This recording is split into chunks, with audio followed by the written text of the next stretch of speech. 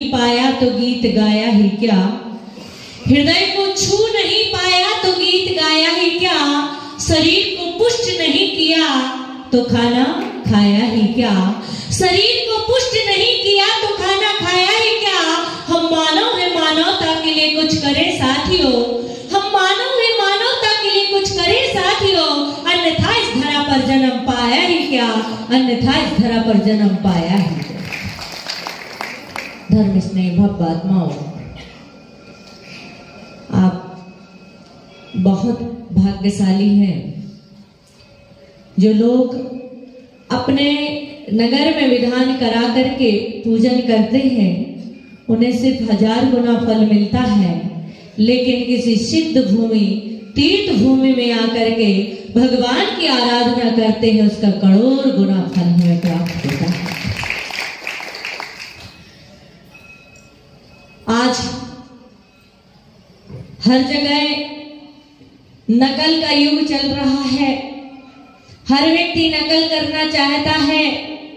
हालांकि मुझे कोई दिक्कत नहीं है कि आप नकल ना करें। आज नकल हम जो कर रहे हैं, जिसकी करना चाहिए उसकी नकल नहीं करते हैं, जिसकी नहीं करना चाहिए उसकी हम नकल करने लग जाया करते हैं। आज हम नकल जो है एक्टरों की कर रहे हैं, एक्टरनियों की कर रहे हैं। हमारी जो बच्चियां हैं वो एक्टरनियों की नकल कर रही हैं, हमारे जो बच्चे हैं वो एक्टर की नकल कर रहे हैं। यदि कोई एक्टर ने किसी तरह से कटिंग करवा ली, आजकल चली ना इधर से किधर से भी नाई उस तरह चला दे, वो फैशन चल जाती है। आज जो एक्टरनियां है, इसको थोड़ी आवाज बढ़ाओ, आज जो एक्टरनियां हैं उनकी नकल लड़कियां कर रही, हमारी बच्चियां कर रही हैं, और हम उसमें सहमत देते हैं, हम उसमें सहयोग करते हैं, और हमारी जो भारतीय संस्कृति है वो पश्चात संस्कृति में बदल रही है। और ऐसा ही दौर चला तो एक दिन ऐसा आएगा कि हमारे लिए हमारे बच्चे घर से निकाल देंगे, क्योंकि भारतीय संस्कृति माता पिता की सेवा करना सिखाती है और पश्चात संस्कृति माता पिता को दूर भगाना सिखाती है। और आजकल की जो बच्चियां हैं वो नकल में जी रही हैं, और वो कैसी नकल करती हैं पता है? फटे कपड़े, कहीं से भी कैंची चला दी दर्जी ने, बोले फैशन चल गया। कोई अनुष्का शर्मा बनना चाह रही है तो कोई ऐश्वर्या राय बनना चाह रही है, और हमारे बच्चे तो कोई सलमान खान की एक्टिंग कर रहे हैं तो किसी विराट कोहली की एक्टिंग कर रहे हैं, किसी विराट कोहली की नकल कर रहे हैं। मैं आप लोगों से मात्र इतना ही कहना चाहती हूँ कि नकल करो, नकल करना है तो किसी नायक और खलनायक की नहीं, बल्कि नकल ही करना है तो मुलनायक की नकल करो, संतों की नकल करो। आपको बताएं, आप लोग जब घर में भोजन बनाती हैं तो कितने हाथ से बनाती हैं? माता बहनें कितने हाथ से भोजन बनाती हैं? दोनों हाथ से। खाती कितने हाथ से हैं? एक हाथ से। भाई लोगों से पूछ रहे हैं सभी, इंद्र परिवार यहाँ पे बैठा हुआ, आप लोग कितने हाथ से नोट कमाते हैं? कितने हाथ से? जोर से बोलिए, सुनाई कम देता है मुझे। दोनों हाथों से। गिनते नोट कितने हाथों से हैं? दोनों हाथों से। जब खाने की बारी आती है तो कितने हाथों से खाते हो? एक हाथ से। अच्छा, संतों को देख लीजिए, संतों को देख लीजिए, संत कितने हाथ से कमाते हैं? कितने हाथ से कमाते हैं? एक भी हाथ से नहीं कमाते हैं। अच्छा ये बताइए कि आप जब दोनों हाथों से कमाते हैं, खाते एक हाथ से है, खिलाने वाले कितने लोग होते हैं?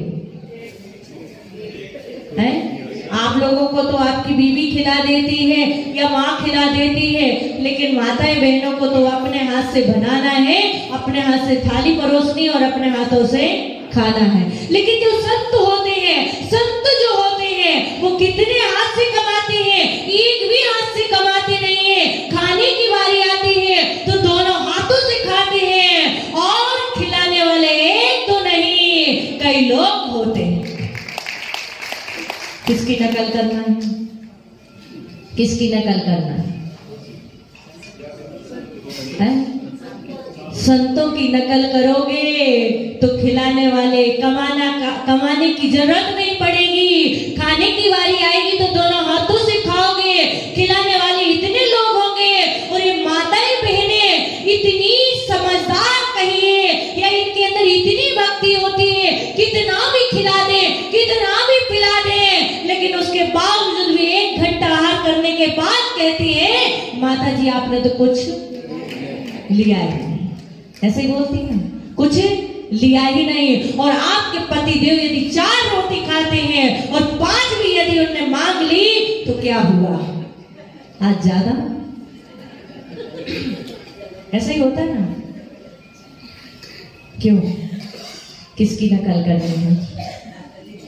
संतों की नकल करनी है या शैतानों की नकल करनी है? शैतानों की नकल करोगे तो शैतान बनोगे, भगवान की नकल करोगे, संतों की नकल करोगे तो भगवंत और संत बनोगे। इसलिए यहाँ पर जो चारित्र शुद्धि विधान हो रहा है, यह हमें चारित्र शुद्धि विधान ही कह रहा है कि चारित्रधारी बनो, संयमी बनो, क्योंकि संयमी बनोगे तो संसार से तिरोगे और संयमी नहीं बनोगे, संसारी बनोगे तो संसार में रह जाओगे। आज यदि किसी से त्याग की बात कही जाए, जरा सा त्याग कर लो, तो बोलते माता जी आप त्याग की बात मत करो, आपको नियम देना है तो कोई भी नियम दे दो, लेकिन त्याग व्याग के नियम नहीं मत दो। आप आचार्य संभव जी सागर जी महाराज के चरण सानिध्य में बैठे हुए हैं, उनकी तप और साधना देखिए, उनकी तपस्या देखिए, मतलब उतना ही उनके अंदर ज्ञान है, उतना ही उनके अंदर चारित्र है, उतना ही उनके अंदर तप है, उतनी ही उनके अंदर साधना है। इतनी तप, इतनी साधना, इतनी आराधना उनके अंदर है और उस साधना और आराधना का फल उनके चरण सानिध्य में हम कुछ करते हैं तो हमें भी उनकी आराधना का फल प्राप्त होता है। बंदों, कहा है कि एक जगह मैं बैठी हुई थी, महिलाएं आई, मैंने कहा नियम ले लो। बोले नियम की बात मत करो, बाकी सब कुछ बात करो। आपको नियम ही देना है तो आलोचना पाठ का नियम दो, नियम ही देना है तो भक्तांबर का नियम दो, नियम ही देना है तो और दूसरे कोई नियम दे दो, लेकिन आप खाने पीने का नियम मत दो, खाने पीने का त्याग मत कराओ। मैंने कहा कि जब तक त्याग नहीं करोगे तब तक उच्च शिखर पर पहुंचने वाले नहीं हो। उनको मैंने नियम दिया, उन नियम मैंने यही दिया कि आप 12 बजे से लेकर के 5 बजे तक, कितने बजे से? 12 बजे से लेकर के 5 बजे तक क्या नहीं करना? चाय नहीं पीना। अब तो बड़ी समस्या आ गई। 12 बजे से लेकर के 5 बजे तक चाय नहीं पीना बोले तो बहुत मुश्किल की बात है। वो महाराष्ट्र वाले जो बैठे हैं ना, इनको तो चाय का तो 2-4 बार जब तक नहीं अंदर घूंट ले ले तब तक शांति नहीं पड़ती। चाय का नियम दे दिया। बोले जब शाम को महिलाएं आई, बोले आज तो इतना सिर दर्द हुआ, इतना सिर दुखा, इतना सिर दुखा, बता नहीं सकते हैं। एक महिला बोली मेरा तो नहीं दुखा। मैंने कहा आपका क्यों नहीं दुखा? बोले आपने जो 12 बजे से 5 बजे तक का नियम दिया था ना, मैंने 12 बजने में 5 मिनट कम थे, 1 गिलास पूरा पी लिया था, पूरे दिन भर की छुट्टी हो गई। ऐसा हमारा त्याग होता है, ऐसा हमारा व्रत होता है। और जिससे आप प्रेम करते हैं, जिससे आप प्यार करते हैं, आप कहते हैं इसके बिना हम जी नहीं सकते, इसके बिना हम रह नहीं सकते। सच बताऊं तो एक जो बैठी ना वो कलकत्ता वाली भाभी जी, क्या नाम है इनका? रेणुका जी, रेणु जी, ये बैठी हैं, इनकी बात बता रही थी। इन्होंने अपने पति से कहा, पति देव बताइए आप मैं कितनी अच्छी लगती हूँ? बोले बहुत अच्छी लगती हो। कितनी अच्छी लगती हो? बता नहीं सकता, इतनी अच्छी लगती हो। अरे कुछ तो बताइए। इन्होंने अपने पति से कहा कुछ तो बताइए, मैं कितनी अच्छी लगती हूँ? बोले इतनी अच्छी लगती हो, इतनी अच्छी लगती हो, जी चाहता है तेरे जैसी एक और ले आऊं। ये क्या है? यही आपका संसार है, यही आपका प्यार है, इससे ज्यादा कुछ है नहीं है। इसलिए ज्यादा संसार में उलझने की, ज्यादा संसार में संसारी लोगों को अपना बनाने की आवश्यकता नहीं है। बस उतना ही समझो कि जब तक इनके साथ है तब तक साथ है, बाकी कोई हमारा नहीं है। और इस चारित्र शुद्धि विधान को करके अपने जीवन को चारित्रमय, अपनी आत्मा को शुद्धमय, पवित्रमय बनाने की प्रयास करें। और हमारे बीच में माता जी, जिनका बहुत ही ज्ञान वात्सल्य, सभी साधुओं को निवेदन करके यहाँ पर बुलाया, सबके लिए इतने बड़े विधान में, सबके लिए प्रवचन करने के लिए समय देना, ये बहुत बड़ी बात है। ऐसी पुनीत चैतन्यवती माता जी, और जिनको तो आज से नहीं, बहुत समय से पूरा देश का, पूरा विश्व इनको जानता है, ऐसी ज्ञानमय विदुषी माता जी हमारे बीच में हैं। और हमारे पंडित जी जो कलकत्ता से पधारे हैं, कम परिचय है लेकिन बहुत ही ज्ञानवान, बहुत ही शुद्धि और विशुद्धि के साथ विधान कराते हैं हमारे पंडित जी साहब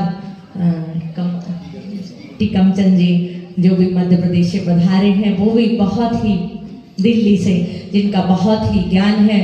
और राम कुमार जी संगीतकार को तो सारी दुनिया जानती है, जिनकी सुर, जिनकी आवाज, मतलब बोलना नहीं पड़ता कि आप लोग आइए, अपने आप लोग थिरकने लगते, अपने आप आ जाते हैं। ऐसे पवित्र स्थान और पावन स्थान में, ऐसे तपस्वी सम्राट की सन्निधि में आप विधान आराधना कर रहे हैं। यह विधान की आराधना आपको अनंत अनंत फलों की प्राप्ति में कारण और साधन, और आपकी आत्मा सुख, शांति और समृद्धि की पर्याय बने।